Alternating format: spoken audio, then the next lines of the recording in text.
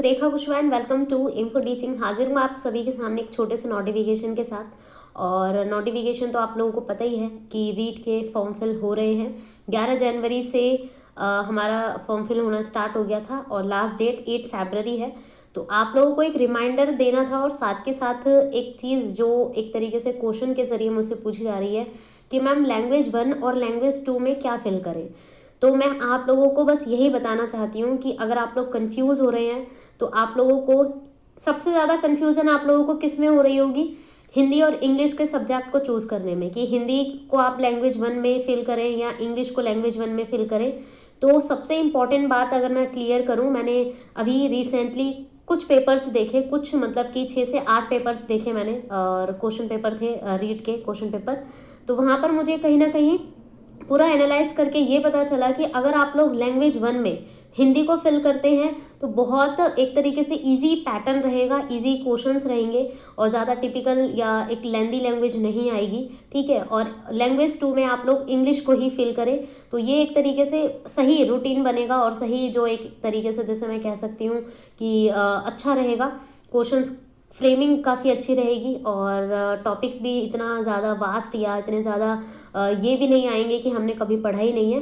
पर अगर आप लोग लैंग्वेज 2 इस तरीके से फिल करते हैं कि लैंग्वेज 1 में आप लोगों ने इंग्लिश फिल कर दिया और लैंग्वेज 2 में आपने हिंदी फिल कर दिया, वहाँ पर कुछ चीज़ें ना एक तरीके से लेंदी हो जाएंगी, तो वो आप लोगों को नहीं करना है।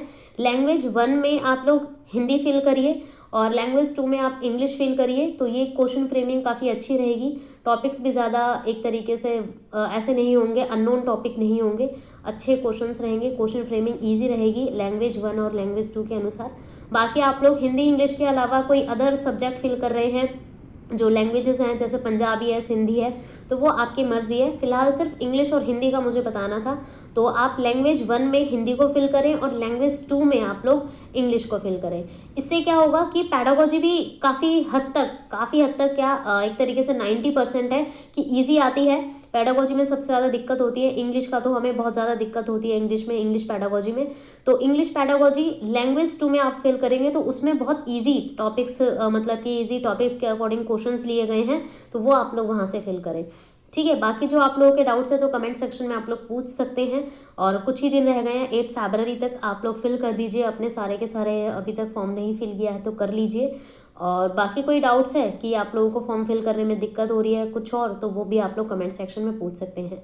क्लासेस डेली हो रही हैं 2 PM और 9:30 बजे हमारी यहाँ पर, और अनअकैडमी पर भी मैंने कंटिन्यू कर दी हैं क्लासेस, तो वहाँ से आप लोग ज्वाइन करें और फॉलो करें मुझे, और सब्सक्राइब ज़रूर कर दें रेगुलर क्लासेस की जो नोटिफिकेशन है वो आप लोग मिस ना कर सकें उसके लिए। So thanks for watching, keep learning.